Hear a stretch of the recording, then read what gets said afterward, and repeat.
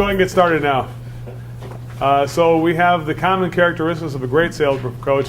I did expand on that a little bit inside the article I've given you to study for tomorrow. But we'll go ahead and give you a little summary of it today. And that is, number one, you can't coach where you've never been. So if you're trying to coach on a certain subject, you have to have mastery of the subject itself. You don't have to have complete mastery, but you have to know what's good and bad and all the different benchmarks. So you have to understand what it is what behavior is it we're trying to cause to be the way we want it to be, right? If we don't know that, we certainly can't coach that. If we're not sure about what we want from people, then we're just going to confuse the heck out of our people, not help them be better. A coach is a model of what's possible to achieve. So one of the things that you can't do is request changes like being on time if you as a coach are never on time, right? There's a certain amount of character that's involved with being a good coach, which is that if you're going to be late, you take ownership of it, you take responsibility. That's a modeling behavior. So even if you are late, the next best thing would be to admit it that you're late and apologize and take any necessary reparations that you've caused, any damages for being late, and do what you expect people to do when they're late. Make sense? To model the behavior you expect to get in your people. Now, if you're a complete tyrant who's out of control, that's the model you're showing people. I always say the first training system every employee sees is when they walk in that front door of your place and they see all the gas pipe fittings from 1923 sitting there in a big milk crate full of stuff, and it's like, oh, I guess we don't respect the parts. And so they go out to their van and they see, like what Jeff said, we're doing an autopsy. The last guy who quit here, he's got like 18 thermostats on the front dashboard of all different sizes and shapes going back to the 1950s. It could be like a museum of thermostats on the dashboard, if you will. And so it's like the message the employee gets is that organization is definitely something we can take with a grain of salt here. Not something that is really, they talk about it a lot in their training program, and they even gave me a booklet showing how organized we are and what the stock system looks like and all that kind of stuff. And then when the reality is in the truck, it's a different thing I'm seeing than the reality in the field. What the boss is hoping for is different than the reality in the field is, right? So it's important for you as a coach that you model the behaviors that you're trying to get.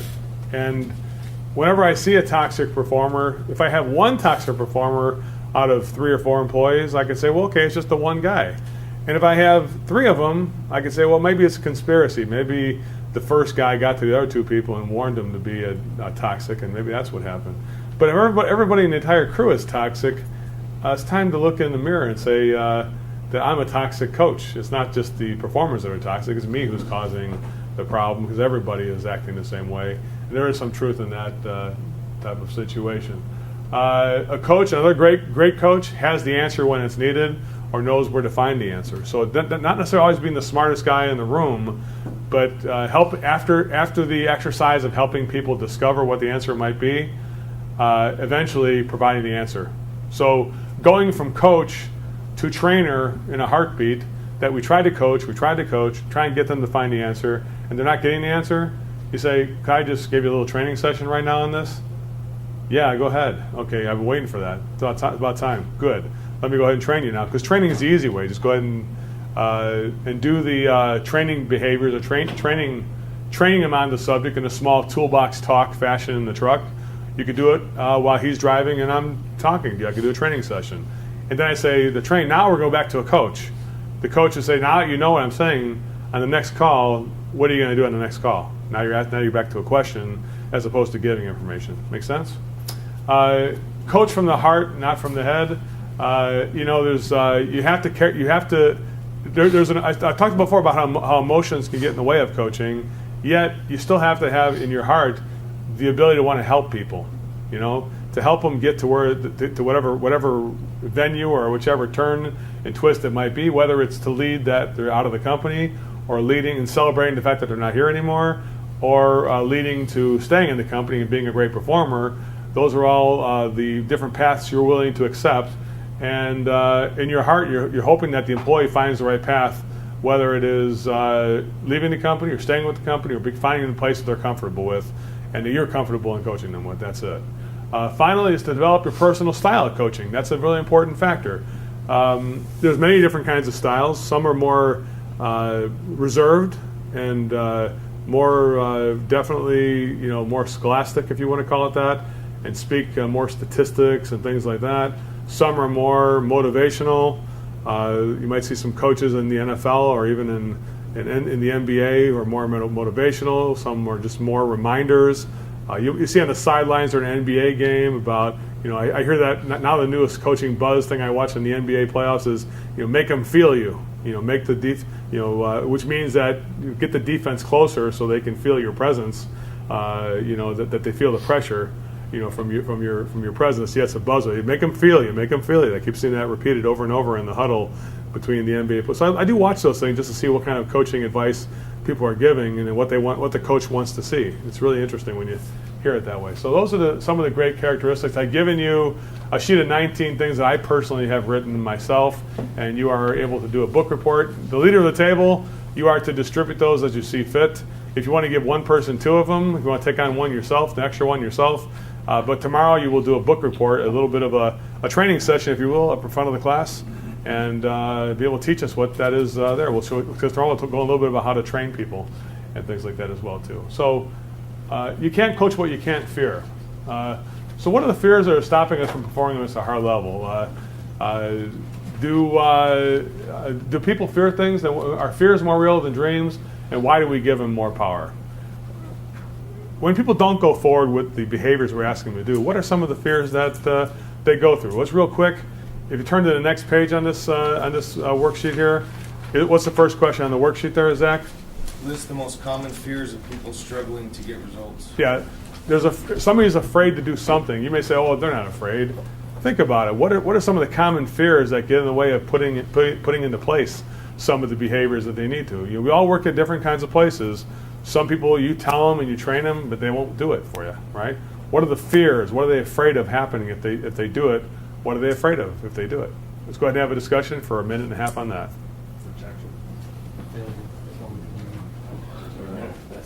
All right, let's go ahead and bring it together here for a round robin. And listen, I know a lot of people, it might be a little confusing. It's like when you say, what do I fear? Well, I'll tell you what, I've seen some people, it's like I'll ask somebody, who have you been riding with? Well, I've been riding with the new guy who's starting out. I'm riding with the guy who's struggling. I said, when's the last time you rode with somebody who's doing good? Oh, I don't ride along with those people. Why not? I don't want to do that. What are we afraid of? What's the fear in being able to coach anybody? We talked before that if you're a high performer, like Aaron, you were a pretty high performer. You were doing 1.7 million, you told me, in the field as a service tech.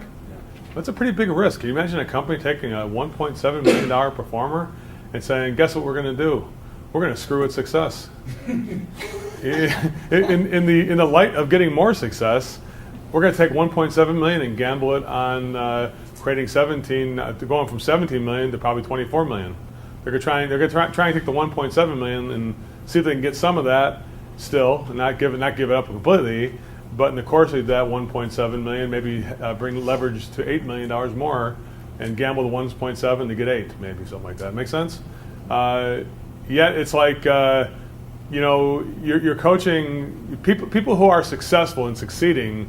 Would it be easier to move that needle up higher from the person who's already doing 20,000 to bring them to 40,000? Or is it easier to take somebody who's doing 2,000 to bring them up to 20,000? What do you think it is? Which is easier, the first one or the second one? Second one. The second one from 2,000 to 20,000? No. That for you would be? No. How about the guy who's doing 20,000 who already knows how to do this, but finding a few things to do better? You don't think that's easier? It's much easier because. Go ahead, tell me. It's much easier because they have everything in place, and all we're doing at this point is we're just taking little tiny set screws and making small adjustments that make it go from 20 to 40. Yeah, I agree with you. I think those of us who think that the low performer would be easier to turn into a high performer probably never coached a high performer. Probably haven't had your chance to coach somebody who's already doing 20,000 or 30,000 a week and turning that person into somebody who does 50 or 60,000 a week. And if you haven't done that before, there might be a reason why. What's the reason why we wouldn't screw with somebody who's doing good? Like here's Kevin working at a company. He's not in the contracting industry at all, right? What's the risk of riding with the top performer? What's the fear we might have of riding with that guy? mine or just or anybody's, just anybody. If you could look at it from a third point of part of view, what's Well, the? you don't want to quote unquote mess with what is already. It's already working, Yeah. and so what if I screw it up? Yeah. Right? It's like so like the first thing you might think is do no harm, right? On the alternate standpoint, looking at it from that standpoint, is that a real winner's way of looking at things? No. What would we benefit from riding with the top performer? Even if we couldn't improve his performance, what could we also? How would we benefit if it wasn't making the guy better? Here. Look, see what success they're having, what they're doing. It's A technique, a new technique. Yeah. Be like, wow, that is powerful what you did. Like I tell you, the technique that I learned from Justin, one of the guys who's one of our top people in the country, who does he's a little over 2 million, 2.5 million did last year. He did that technique where he goes to people on the money warning and he goes, you know what, this I don't like what I'm seeing here with this furnace. It's got 28 years old. All the parts are 28 years old. The thing is obsolete. You're spending 40% more on the utility bills than you should be. But with that in mind, I can definitely fix it. So should I go ahead and fix it or replace it? What should we do? And 70% of people say, let's just replace it. And he fights them now. You sure we can fix it? I came here to fix it. Now I want to replace it. And so that technique is probably responsible for $1.5 million. But for me, learning from him and doing ride-alongs and hearing him do this, I'm like, wow, that works out pretty good. I never thought that. I would never have made that part of the program if I didn't see you do it. So there's a value to listening to people who do well, because they take what I've done and expand on it in a way that is not possible for me because I'm not in the field doing it every single call. And you would do well too to listen to variations of the program. And by the way, don't forget to report back to Uncle Joe so I can learn from you too. You can always don't just share the crappy stuff that's going on. You can tell me some of the good stuff too. And say, hey, this is really working. You should consider this as part of it. That's what Rick did with the peer motive. He says, I'm going to make sure that everybody knows what my motive is every single time I go on a call. That's what the peer motive. He gave me that feedback. And Justin gave me the feedback about that technique on the money warning and that part of it there. And so there's a value to listening to watching a top performer, whether it's learning and listening to what they do and maybe discovering a new technique that you could make as part of your training program to introduce this new technique or skill to everybody in the program and who's working at your shop, and therefore having the one up on your competition. Like you mentioned about the competitor is maybe taking the program in your area. You got in your area, the Minnesota guys, hell, they took the class together. They have the competitor right there at the class, right there in the same room here. And so the bottom line is that it's like it doesn't make a difference if a competitor takes the class, because if you still have the edge by learning from your top performers, that's going to be a much easier thing. And I'll tell you this, guys, it is easier to have a top performer to make them do better than it is to take somebody who's doing a habitual $2,000 guy who just can't get his mind around a $20,000 week. To take that from $2,000 to $20,000 is like asking me an awful lot. Taking $20,000 to $40,000, not that much, not that hard actually. What's the fear though? The fear we might screw the guy up, right? What else is our fear? If we approach the guy about coaching, what might he say about it if I ask him, if I say something like, if I ask the wrong way, like if you ask like you're pathetic, hey, would you mind if I kind of went along and observed you on a ride along? It's like, you might be able to persuade in a different way. Why don't you give me a couple questions? How would you approach somebody to enroll a top performer to go on a ride along? How would you do that? What kind of question would you start with first? Would you just blurt it out like, gosh, Brad, I'd like to go with you on a ride along. Would you mind if I gave it a try? It's like, that's okay, dude. You just stay here and quit spazzing so much, man. You're a spaz. No, you wouldn't do that. What kind of question might you ask first to kind of gain the enrollment of somebody? Maybe 2 or 3 questions to kind of come to the conclusion that he would invite you into the truck. Are you making enough money? Are you making enough money? Yeah, doing pretty good. I did $160,000 last year. Not bad for myself. I'm making more than most plumbers do, Kevin. You want more? I'm okay right now. I'm doing pretty good. I can always do better though. I can always do more. So if I'm hearing you correctly, you would like to make more money? I'd like to make more, yeah. You got in mind? You got something in mind for me? Maybe. Would you like to listen to it? What are you talking about? What is it? Would you like me to come ride with you and listen to you and understand where you're coming from and at places? Ooh, almost. Now, leading question there. I'm gonna call it leading question, right? You don't try to use leading questions. The leading questions where you're asking me the exact thing, you're putting the words in my mouth in the question. Ask me a different question to replace that one with, okay? Let's ask a better question than that one. So we're at the point now where he wants to ask, hey, Joe, how do you feel about your income?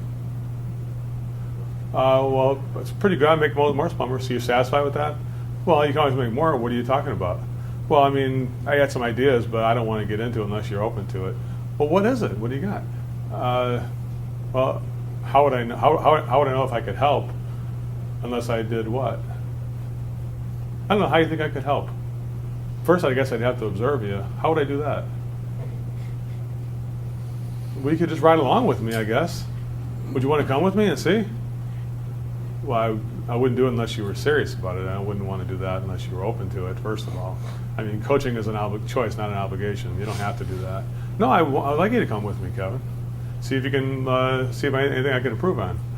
If you got some ideas, I'd like to hear about it. See, that's the thing. It's like, so you can't say, would you like me to go with you on a ride along? You'd say something like, well, I'm not sure. I wouldn't know how I could help you unless I guess I observed you or saw it first. Any thoughts on that? See, let him finish that sentence. Let him do the invite. Would you like me to go with you? That's inviting yourself in a way, right? Can I come over to your party and crash your party? Hey, you're having a birthday party? Would you mind if I came in with my wife and I and our kids? No. That's uncomfortable. No, I think we're good without you. It's like instead of saying that, you'd say like, well, it sounds like a great party. It's like, boy, it must be great to have an invitation to that. But how many people are you inviting to that? It's like, that sounds like the ticket of the year. A party for you, Michael? I can only imagine the kind of shindig you guys put on. I mean, boy, anybody would feel lucky to be invited to that. How many people are you inviting? Well, we have like 30 people coming, Joe. Well, if you're not busy, you can come if you want. Oh, come on, I got my kids and my family. I wouldn't want to impose. No, bring them with. See, that's the thing that you're doing in a way that gets him to invite you into the situation, right? So everything was real good. Give him a big round of applause. Nice job there. Real good, but let's leave the leading questions out where we give somebody the idea in the question, okay? Let's try and get the opinion or even reverse it if we have to. That's an interesting technique. It'd be like, yeah, but you would never invite me into your truck, so I'd never really, the shame of it is I would never get to know about what you're doing because you've never been invited in your truck. Well, shit, you can just ask Brad. He'll let you come with me. Or you might say something like this. You might use Brad and say, yeah, Brad says I should never come with you because he said I don't want to screw up a good thing. How do you feel about that? Well, no, he doesn't know what he's talking about. He's not all that. Brad's, you ask him, he'll let you come with. I don't know. I mean, what would you recommend? I ask him. How should I approach him? That kind of thing. You know what I'm saying there? And all of a sudden he's got the idea and he can tell you how you'd approach Brad to have you ride along with him at that point. Make sense? It is risky, because if you ask the wrong way and it comes off pathetic, not to say your boss couldn't just mandate you're going to ride with the guy. Guarantee if that happens though, what's that guy going to do when you ride along with him? If your boss says, hey, Billy, you're taking Kevin with you, he's going to watch your stuff and take your secrets from you. What's he going to do when you go out there? He's not going to show you any secrets. He's going to hide his secrets. He's going to suck on purpose. He's going to blow a day just on purpose, just so he can prove that you having him with me screwed the whole thing up. I was doing good until you sent Kevin with me. And that's what's going to happen when you force somebody to do a ride along with them. Make sense? Hey, Joe. You got to do a ride along with this guy. It's your job to be a coach to ask the question in a way that enrolls the performance of somebody, to lose the fear of rejection, because you might get rejected, or that one. What are some of the things you had at this table? What are some of the things you came up with for the fear of asking or fear of keep moving forward? What? Failure and rejection, maybe? Rejection, yeah. What did you guys come up with over here? Conflict, being exposed for not knowing all the answers. Yeah, it might be exposed. You might have that type of thing. You might be too much research. How about over here? What did you guys get? Yeah, we were talking about the fear part of it. Just the fear part of it, yeah. I mean, but here's the thing about it. Well, answer the question: Are fears more real than dreams? I mean, would everybody agree that a dream is something that's good, something where we want more for ourselves, right? So, what is the fear? Is the opposite of a dream, isn't it? Fear is something that we think a possible failure. It's the possibility of doing something wrong and failing with it, right? What's more real, dreams or failure? Whichever you choose. I mean, some people. That's a good point there, Kevin. That's not. Yeah. It's funny. Everybody just said failure, isn't it? It's like failure is not any more real than the possible fear of failing is not any more real than the possibility of succeeding. It's just the weight that you put on it and the way you look at it. That's all there is to it. And for some people, I always bring up one of my favorite athletes is Tom Brady of the New England Patriots, which most people don't like him, especially people from the out east who aren't from Boston. They hate his guts, and that's okay. But I tell you what, if they got traded to the Chicago Bears, which is my team, I sure as hell would take them. I would take them in a heartbeat, especially when we're down by 4 points in the fourth quarter with 20 minutes left to go or 20 seconds left to go. We're having my team. So why do we give fear more power? Why do we give the possible fear more power than failure? What's the reason for that, you think? The potential loss is much greater than the potential gain. Is it really? Most So people's moving minds backwards, are, right? is that what you think it is? It's like here we are is what we do already. Going backwards, I already kind of suck as it is now. What could be worse than this? If making that step and all of a sudden taking a step back might be harmful to my career. Whereas kind of just holding serve, is that a good way to kind of play any game where you're just trying to play for a tie score? You have to, even though it's risky, you have to go for the victory. And you have to be able to approach those people, the top performers. You have to be able to enroll them. You have to work on them in a way. You may approach them wrong one day and then maybe try it a couple days later, and you can't give up. And there's far more to learn from a top performer and far more that they could gain from your insights. The potential gain way outweighs the failure, the possibility of failure. Hey, if he's going to fail just for that one day possibly. He'll be right back on track right after that. Here's the thing about it. As Keith Rosen said in the book, that Coaching Salespeople, Sales Champions, that both fear and failure are dreams and visions of a future point in time and are created using the same tool, which is our imagination. So let's go over coaching principle number 1, making fear your ally. So instead of, what if I said this to you guys? What if I said that when you felt fear or you felt anxiety in moments of coaching people or even in the red zone with customers and things like that, when you're trying to coach in the red zone with people, that fear actually is your friend. That it's an indication. It's something that tells us it's time to take action, right? Like, let's say that you are unable to pay your bills. Like you charge something on your credit card, and you thought you were going to have enough money. If this happens and this happens, we'll be able to pay the card off in 2 months. Well, this and this didn't happen, and now you have this gigantic bill for like $50,000 on your credit card. Now what? You have the fear of what? Naturally, most people would do what when they're at this point in time? $50,000. I thought I was going to get this inheritance and this other thing, but that didn't happen. Now we owe $50,000. Holy Jesus! If we don't pay this off, what's going to happen? What's a credit card company going to do? Take me down the path that most people think. Let's go get another credit card. Debt, Pay that one off. jail. You wish most people would do that. They don't do that. But what do most people do? After they pay that one off with a different credit card, they bounce it back a couple months, and they figure it out. The other one cancels your card. Now you're there again, $50,000. You still can't pay it off. What do most people do?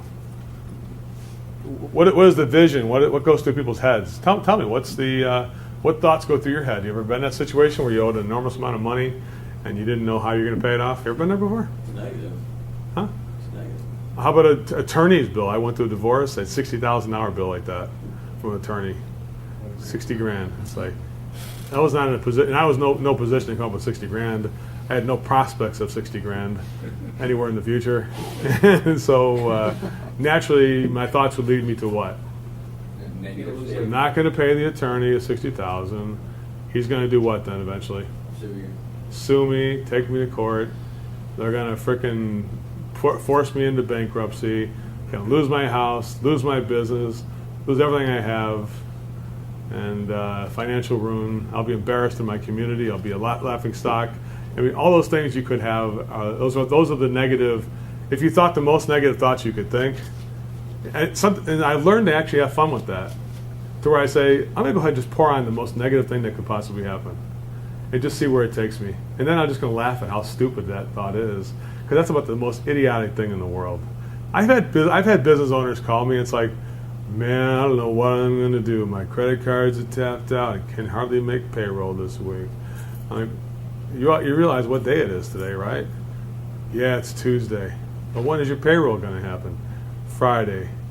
I said, well, thank God you're worried about it now, because you have what as an asset? You've got, let me see, as far as I can tell, right now it's 8 o'clock your time on Tuesday, and you've got all the way, I would guess, probably till, well, even when the employees get their checks and take them home, they're going to stick them in their account. They won't even figure out that the check didn't clear until when? You got till like next week. You got 7 days to figure this out. Thank God you got that. I mean, what a great opportunity to have 7 days to figure this out, man. So I mean, so you pour on the negativity. It's like, yeah. So the worst thing happens, it doesn't clear. You can't pay your payroll. The employees won't even figure it out till Tuesday, till all their checking account blows through, and that's it. So you got it's next week's problem. What do you call me? What's next? I said, what's next? What else you got? That's the easy one, you know. I said, well, what do you think you should do this week to avoid that situation? What do you think we should do? Well, you could do two things. You can get off your ass and stop feeling sorry for yourself and get out there and make something happen today. You know, what do you got that's more important to go out in the truck and making something happen this week? Well, I got no sales calls. Well, how many service calls you got? Well, pretty good with service calls. What are you doing sitting in the office talking to me right now? Why don't you go out there and do something with those calls? Well, I got my employees. What are they doing? They ain't doing shit. Get it? You see what I'm getting at? Yeah. So why don't you get out there? So sometimes fear is the signal. If you think of fear as a signal that it's time to take action. Okay, the time for procrastination is over, and it's come to this. It's come to me worrying about things that are so stupid and so silly. You know, you had the toxic employee Michael was bringing up. Guy who gets pissed off and angry with coworkers, just all kinds of toxic behaviors out there in the field, right? And he's like, well, if I approach this guy, he's going to go ballistic and go toxic on me probably. I don't know what the fear of approaching the guy would be. Maybe the toxic behavior is a cry for help. I would assume that. I would assume it's a great opportunity to help somebody who's in a bad place right now. When people have outbursts, what it means is they build up their anxiety to the point where it's like the dam releases and it comes out with this freaking anger and anxiety. So maybe I could catch him in a moment when he's not going through that kind of anxiety and help him question that anxiety to the point where he could discover that there might be a better solution than to building it all up inside and doing it. So what would be a better way of doing it? I would say something like, so what is your outburst costing you in terms of relationships, Bill? What is that costing you? Is that a good question? What do you think of that question? Are you willing to pay that price? Well, yeah, everybody's pissed at me because I'm always yelling at them and things like that. Is that how you visualize yourself being as a coworker with everybody else? Is that how you see yourself? You're kind of on the outside and everybody mad at you like that? No, I don't see it that way. Well, what do you think would be a good solution to make the person, if you had to come to some solution where people would create forgiveness for you, what would you have to do to get that forgiveness probably? If I had to ask for it. What's the price of that? Is that too high? Or is your need to be right more important than the need for forgiveness? What's more important to you? I guess you have to figure that out. What do you think would be more important? Yeah, I want to make sure everybody, I don't want to have this going around the workplace. All right, so what should we do? Back to that moment. You're at the what should we do moment right there, right? Interesting. It's very much like the system. So fear is your ally. Move away from negativity. What about this instead? Somebody brings up, I can't, give me something you hear from your people. Come on, you got, everybody's got serial non-performers, right? Tell me some of the problems. Get on Uncle Joe's knee and tell me something good. What do you got? You got some kind of thing? Somebody doesn't move tomorrow. You meant about people skeptical, right? Or something like that? Tell me about it. Tell Uncle Joe what you're talking about there. Well, the misconception about an opportunity, to actually use the options. And they would say what? What do you mean?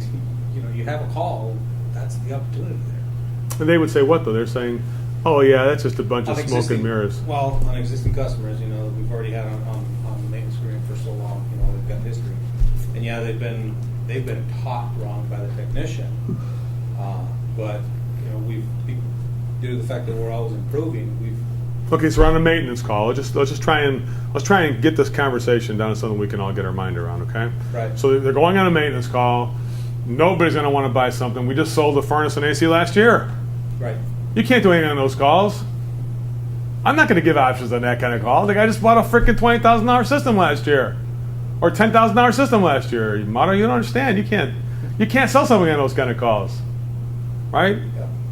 Let's discover some possibilities on that. What kind of question would you ask the employee about that? He's got his mind made up that no matter what, there's no possibility. We just sold him something. Why do you Zach could expand on that. He was last week. He was on a coaching session with a brand new HVAC tech. Tell us what happened on it, Zach. We just sold the $10,000 furnace. It was 6-month-old maintenance, filter change outs, tune up, and the tech before that sold it had no options. So now that he's no longer here, I threw him under the bus, and I just told the guy flat out, I was like, well, it's funny that you don't have any system protection. Why did you choose not to get that? Oh, I didn't know about it. Okay, well, don't worry about it. I'm just going to do the maintenance call then. I think you're okay with what you have, right? No, I want it protected. Okay, well, maybe we can get into that later. Let me go outside and do our thing. I'll get back to you. So he kept following me around the house and asking me, well, what about protection? What else do I need to do? Like, well, I'm not here to do that. I'm just here to take care of the maintenance today. But if I were to come up with some options, what would happen next? Well, I want to hear about it. Okay, if you just want to hear about it, then we can do that next year. Let's just wait. Well, no, I want it. Well, you just said you just wanted to hear about it. And I got into a little bit of an argument because he's a psychologist and I thought he can Uncle Joe me, but I Uncle Joe'd him. And I took it away from him, and it ended up being like 6-month-old tune-up, $2,300 for 4-inch filter rack and an air scrubber or something. Yeah. So the thing I would say is that I would say something like, well, when you're doing a maintenance call on new equipment that we just put in, part of your job is to evaluate whether the customer got the superior service that had all. Your job is to evaluate whether the customer got all the options they could have gotten when we first went out there. Did you evaluate that? I mean, what would happen if the first guy didn't give the guy options? You think it's your job to evaluate that, or is it just your job to let that go? How do you feel about that? So let's say the first guy sold it the wrong way. Something's the wrong way. Is it your job to let that go on a maintenance call, or your job to question on a maintenance call? Even if we did it wrong, what should you do? Let it go, or should you bring that up? Oh, you bring it up. So what if I said it was why don't we talk about the possibilities instead of selling something on these calls, of evaluating what we sold on these calls to see if the customer had all the choices that they should have had at the first time. If they didn't have the choices, what should we do then? You're brilliant, John. That's exactly what I would do. That's amazing. See, that would be the kind of conversation we would have with an employee who got his mind made up that there's nothing you could do on those kind of calls. So instead of making the agenda trying to sell something to people on those calls, we should have a discussion about what is your job to do then. Let's just release the selling thing. So let that go. So one of the toxic things you might do as a coach is to say, so how'd that call go? Did you sell anything on that call? Not good, is it? It's not a good way of asking a question, because now all the expectations on the result, right? What kind of question, if you were a better coach, what kind of question would you ask at the end of a maintenance call where we just put something in 6 months ago? What would be the better question to ask? Instead of saying, did you sell something on that call? We just sold something in 6 months ago? What would be a better question on that? Do you think you provided the customer with all the options that they needed? When we were out there last time on that call, John, David, you're on that call. How's the installation look from last year or 6 months ago? Looks pretty good. Did the customer, did you check into seeing which options that we provided them last year? Yeah, it looked like they just bought the bronze system. Did you ask them why they chose that one? No. Huh. Well, what would be the possibility of asking why they chose it? Why do you think they chose that one?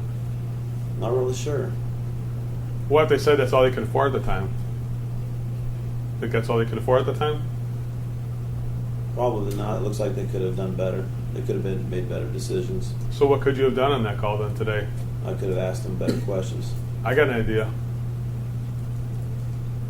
What can we do right now? I mean, It seems like we really didn't complete the call right now, did we? I probably should go back and talk to him. You should? Yeah, I think I'd better. That's brilliant. I like your spirit. So I'll tell a dispatcher you got to go back there right now and do that. That's really good. Thanks for doing that. It might be something like that. You might have a conversation like that, right? So instead of talking about selling something, you might talk about evaluating what we sold. So your job is not about selling something on tune-ups like that. Your job is to evaluate the last guy who sold something to make sure he offered everything that was needed for the family. If there's things that the family could benefit, like Zach found $2,300 that were benefit and better benefits that we didn't offer the first time, then he had it in his mind that, well, we failed to offer it the first time, but through using the laws of persuasion, I am going to not fail to offer it the second time. However, he knew that just offering it the second time flat out is not going to work either, right? If you just went to him and said, well, we finished the maintenance call, here's what you need. $12,000 in air quality solutions. What the hell are you talking about? You just sold me the freaking furnace, you idiot, you numbskull, you moron. I can't think of any other words. I'm out of words for stupid people. So they're going to say no to that, right? But if you had the conversation like he did, like, hey, can I ask you a question? Why did you guys choose that option last year? I mean, you were given 6 options, weren't you? No, we were only given 1 option. Nobody gave me 6 options. He said he threw them under the bus. I don't think it's throwing you under the bus. When somebody didn't do what they were supposed to do, you can ask the customer why they didn't choose what they were supposed to get. You might even apologize. You might say, you gotta forgive us on something. I looked back in your file and saw the guy only gave you 1 option. Traditionally, we give people 6 solutions, and sorry now you have just a basic furnace protection system here. Is that what you would have chosen? Just to clear the air here, we do have more premium solutions to protect the investment on this equipment. Was it a big investment last year?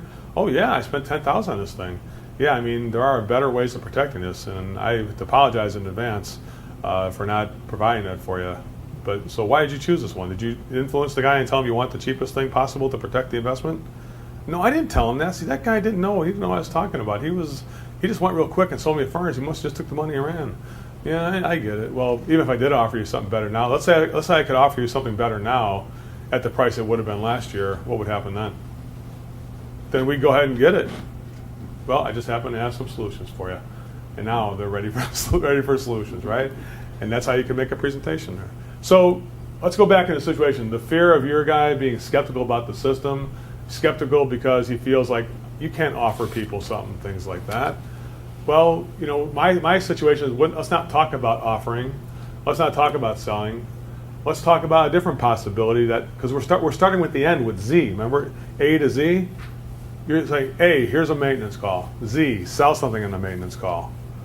There's a lot of letters between A to Z, right? Let's go to B. B would be evaluate what we sold last year to see if it's a good fit for the family. Take a look at the options we offered last year and see if they're fitting appropriately for the family. If it could have been better options, let the family know. Maybe C would be explore with the family what would have happened if they had gotten better options or if they were happy with the current options they got. And D, maybe move it forward, move the ball forward a little bit more. Next thing you know, people are like Zach, begging them for the thing. I just get the damn thing done if you just show it to me. Quit screwing around, would you? Come on, Chief, quit playing games and just show me the damn options. You got options, I want to hear them.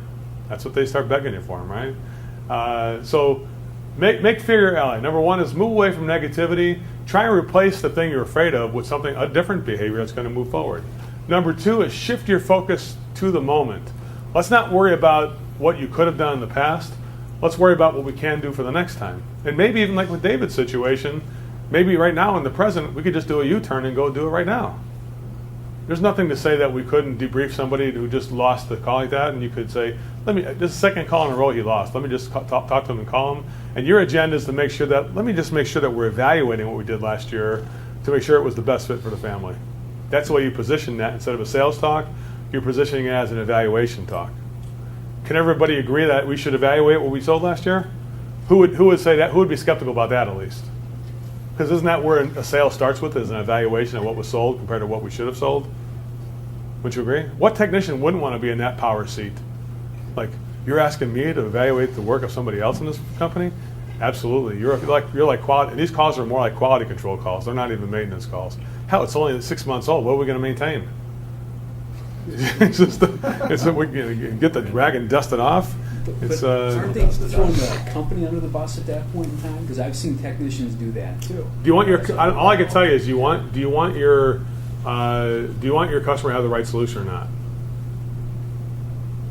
Just take responsibility for it. Don't blame. As long as you own up that it was something that we did wrong, and we can correct it by showing you what we could have done last year at the right same time. That's all we can do. What I don't want to do is throw somebody on the bus and not have a solution for them. Yeah, man, you got screwed last year by us. Well, what happened? You should have had a better furnace protection system. Whew, sucks to be you. It's like, wow, what can we do about that? I don't know. You have to call the boss and ask him. See, now you're putting the burden on the customer. See, I'm fine. Listen, I have a rule. I don't know how you guys feel about this. My rule is you're diagnosing every situation as if it's your fiercest competitor. You're going to look at your company just like you'd look at a competitor's job and not give yourself any breaks. Vince Lombardi said that the success of a championship team begins with the ability to take a hard look at yourself and to admit that you have flaws in your game. Because if you don't, your competition is seeing those flaws. Your competitor is well aware of scouting you, and they know where you're weak, and they're going to go all after it. You know what I'm saying? So you have to get on that first and then correct it. How is correcting things going to start, Josh, unless we make ourselves aware of it? Now, there's different styles, I will grant you, of correcting it, and different styles of awareness. You know, I wouldn't throw the company under the bus. I would say, though, that why did you choose the option? Why didn't you get any options? Well, that's a mistake on our part. Own up to it and apologize. It's like a politician. You know, the cover-up is more damning than the actual thing that happened, isn't it? What do you think about that? I agree with that. Give me some comeback on that.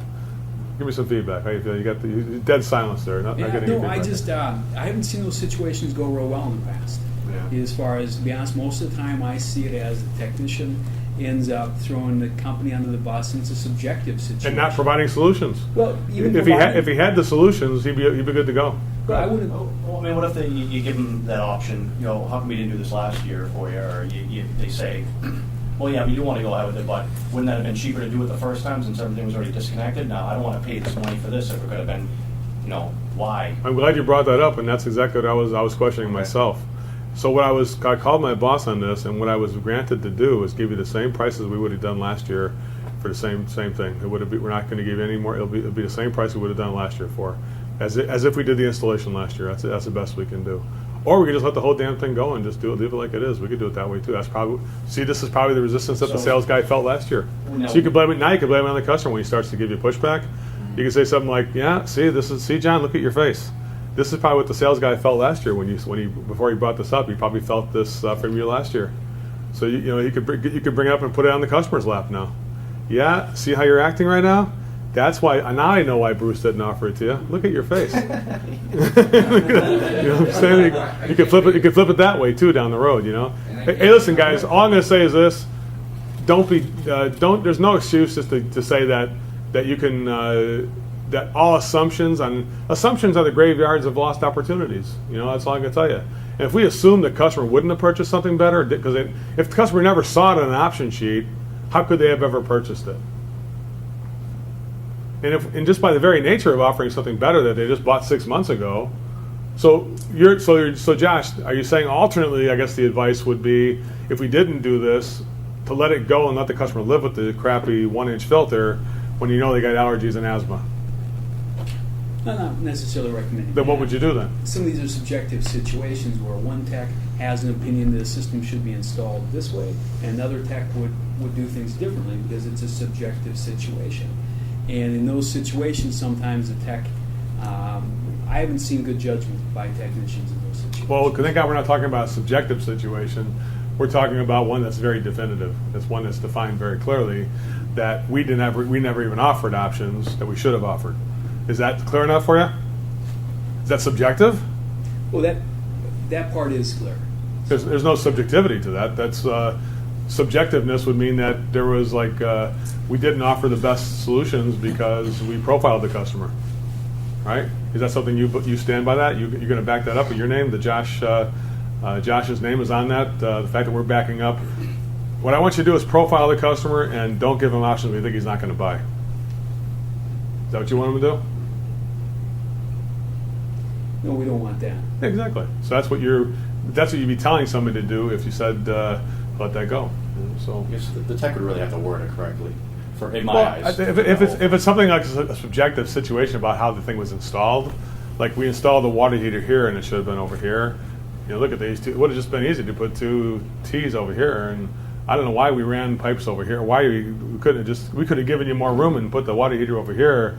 See, that is a bunch of BS. You know what I'm saying? There? Unless somebody is struck, unless that part is the woman says something like, man, I was hoping we could move that water heater over in that corner over there, but the guy said there's no way we could have done it. Oh, no, you could have. Am I going to let that pass on my watch? Uncle Joe, you think Uncle Joe's going to let that go? I'm down in the basement doing a water heater flush on what do you got, Living Social or something, or Bonjour or whatever the hell, what kind of coupon bullshit you guys are getting on? You know, something going there, and I get this call, and it's like, the lady's like, we just put a water heater in last year, and she says, Living Social saw this water heater flush on the new water heater. I get down there, and she tells me, yeah, I could have used this area here for folding laundry, but now your guy said it had to be here. And I see it would be perfectly easy to move it over here under the pipes and just run a T to it instead. What do you think I would do? What would you expect to happen? Give her the option to do it. Give her the option to do it, right? Just give her the option to do it. Wouldn't that Who's paying? stir up the whole thing of... Who's paying? Right. She would be. Well, she says you should have put it there to begin with. Yeah, it would just be more money to do. What I'm going to do is, you're right, to run it here, we have to be replumbing this whole area, which we can do that. He probably thought you didn't want to spend the extra money. That's why he didn't offer it to you. So that's how I would approach a woman. I might say to her, you know what, it's not that it can't be moved over there, but if you move it over there, it would have cost more money. That's probably why he didn't offer it to you. Would you, if you had offered to move it here, but it would cost you more money, what would you have done to that? What would you have done then? I would have moved it. Well, how about if I offered you the same thing, gave you the same money it would cost to move it, and just charge you extra price right now? What would happen? We just move it now if you could. I was at a place in Kansas City, AB May. I was on a maintenance call for a furnace, and I said, "Tell me." I'm just sitting there as the consultant, as the quality control guy, riding with the service tech. So, what do you think about the AB May service contract plan that you got? Are you happy with it? Yeah, I don't know if I should say anything. Well, I'm a quality control guy. Now's the time to spout it out. I mean, I'm the guy who they hire to check out the quality of the company. I'm from out of state, from California. I flew me all the way from California to Kansas City, so you could tell me what you think. That's what I'm here for. Tell me. Well, I'll tell you what happened. We've had this main shutoff valve now, 6 service calls. I paid $300. They charged me a $60 fee every time I have the water's leaking from that shutoff valve. They have a whole house contract that covers everything for like $700 a year. They cover everything in the house for plumbing and heating, right, and maintenance. And they said they do have a $60 deductible though every time something goes wrong. And if the part can be fixed, they will fix the part as opposed to replacing the part. So what they did is they came out there and tightened the packing nut 6 times in a row, and it cost $360 to tighten the packing nut 6 times in a row. So the customers are kind of up to here with tightening the packing nut. And I said, well, what? I said, how come you didn't choose the option of? They must have offered you the option to replace the entire valve with a brand new stainless steel shutoff valve, right? They didn't offer it. I would have bought that. So if they would charge you more money, even if because it wouldn't be covered in the contract. So you're saying that that if they had offered you to do that valve, it would have cost money. What would you have done? I would have bought it. Hell, we're already $360 into it now. So if I offered to do it now and take that money at $360 you already spent, if I could get management to take that $360 and apply it toward that valve, what would happen? Then we just do it right now. Let me see what I could do. So to move through the valve was $795. I just asked the manager, we're going to, because she's told me I'm going to cancel the contract after this call's over, after this is the last maintenance we're doing. So I said, well, if we could save a customer and take the $360 and apply it to the $795, would you do that? Oh yeah, I'd go ahead and just get it done. So we did it right there. Make sense? Did I throw the company under the bus? I don't know. She wasn't happy. Am I afraid of unhappiness?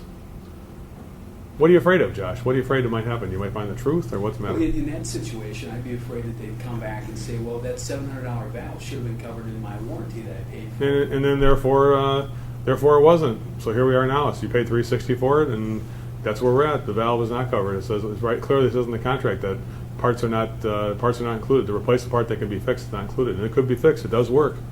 Let me tighten it again. There it is. It stopped leaking again. That's it. Make sense? You could argue all you want, or I could just quit arguing. We could just fix the damn thing. So what should we do? What should you do? Let it go? I mean, you know. Why don't we talk about some more time, I guess. You're still not sure about that? Yeah, but I don't want to distract. Yeah, I don't want to either. Let's put it in a parking lot. Oh, there isn't one. There's a real parking lot outside, though. Detach from the outcome, from the agenda. Become process-driven, not results-driven. Coach the new possibilities. Remove expectations. You know, that's all I'm going to tell you guys is that when you have fear, see, the fear is that you're wondering about. See, your mind is saying, what if she says we should have replaced the valve and all that kind of stuff, right? My mind is saying, why didn't we offer this stuff to begin with? And if we do have to replace the entire valve for free, we still have it. Now it costs very little to maintain and retain a customer. If she winds up pulling the ultimate power card and says, you replace that thing for free or I'm never going to use you guys again, I'm going to tell 70 people you suck, I probably just replace the valve. Make sense? That's the worst that could happen. We just replace the valve for free right now. We already got $360 for doing it. Oh, by the way, I'm going to charge another $60, so we actually got $420 for doing it. Make sense? That would be the worst case scenario in my mind. Meanwhile, the customer gets what? They get a new valve put in, right? And everybody's happy in the end. All right, that's it. Number 2, move toward a better new direction. So when you got, so you're afraid of something, think about the alternate possibility that you might not have to give the money back to people at all, or might not have to get an angry customer. You know, in the case of Zach, he wasn't afraid of moving forward and asking people about what they got last year. It came out $2,300 to the good. Why? Probably because the motive was not to sell something. It probably was to make sure they got the right solution. Was that correct, or what was the reason why? Well, I just go out there when I'm on those calls. I'm just quality assurance to make sure the system we install is doing what it should be doing. Just want to make sure everything's looking good. Then it has. If you're going to put a premium system, it should have a premium furnace protection system, shouldn't it? If you go out there and see 96% efficient furnace with a 1-inch filter, and nobody offering them something better than that, what are you going to do? You're going to let that go on your watch? Go ahead. That's the mark of the loser right there. All right. Be present. Are you thinking in the present, past, or future? Master each moment in time. Remove the focus on the goals. You know, here's the irony about focusing on the financial result. Is this? The irony is that focusing on the financial result is the very thing that moves us away from the activities and behaviors we need to do to start practicing. Make sense? Number 3, detach from the outcome. Create possibilities, not expectations from people. Remove all the need to be right. There's no need for you to always be correct in everything you do. Your ego's not your amigo, and when it comes to coaching, there's sometimes you're going to be wrong, and admit when you are. And, you know, the results. You know, the good thing about this is that if one person thinks that it might be a negative thing that could happen, another person thinks it's a positive thing. I think, would it be better to never take action on something and wonder if it would be a positive or negative, or take action to find out if it would be positive or negative? What would be better on that? I don't know, Josh, why don't you answer that question? So would you prefer your people not take action because they're afraid of moving forward that some negative thing could happen? And then always wondering if that negativity would have taken place, or take action to find out to what degree it will be negative, and then we'll adjust from there. What would you prefer to happen in that? Well, the second option. Yeah, so that's what I'm talking about. That's it. So take action, because you can always adjust from there, right? Taking action is always preferable to not taking action. Listen to the content and the attitude and question both from people. Coaching principle number 4, trust the process. Moving forward, when you trust the process, you have the opportunity to recognize, enjoy, and celebrate all the accomplishments inside the process. What is the process we have? The convince me step, the danger line, those are all things you should be hearing. The opportunities for magic moments, being on code with the presentation, using the word because, all those things are all part of the process, and you should recognize the process, recognize when you're hearing the process in action, recognizing when you're not hearing it, and then exploring the possibilities of your people. And you can celebrate the small victories that way. You don't have to worry about the outcome. If the outcome didn't work on this call, you keep working with the process, and the outcome will happen. It's just gonna. It's like the fundamentals of hitting a baseball. You swing level, keep your eye on the ball. You could still strike out, even though you did everything right. The pitcher just might have been better on that pitch, on that at bat. Correct? But then the next pitcher that comes in, a relief pitcher comes in later in the game, you're doing everything right, and he's just not as good as the first pitcher was. Guess what you're going to do when that ball comes over the plate? You got to probably hit the winning home run or winning hit. That's what's going to happen, right? Creating possibilities. So this is it's an interesting thing to explore. It's like there's the what if this happens and what if this happens bad or what if it happens good, right? We just had a little conversation on that. Do you want to be paralyzed by the fear of moving forward, or do you want to be liberated by the fact that I'm okay with failing because service is not a perfect game. There's no way you're going to throw a perfect game in the service field. Anybody ever think they're going to be perfect with all the customers and everything's going to go perfect? It's in the very nature of service in its own right. It just shows that the perfection cannot be achieved, And so what you can do though is to use all the possibilities you have and to ask for what you want and not what you don't want from people. Stress what the positive outcome would be as opposed to the negative outcome, and imagine the results to be positive and don't imagine the results to be negative. Man, this slide here is just exactly like what we were just talking about in that whole scenario there, which is to imagine what the positive outcome would be as opposed to negative. And the final thing is to be fully accountable. It's an honor to take responsibility, admit when you need to do research for your clients and for the people you're teaching, and embrace the discovery of new information. So even if it was something you didn't know before and now you figured something out, to embrace the fact that we figured this out, that's the key moment. And with that, that ends the subject. That concludes this episode. Thank you.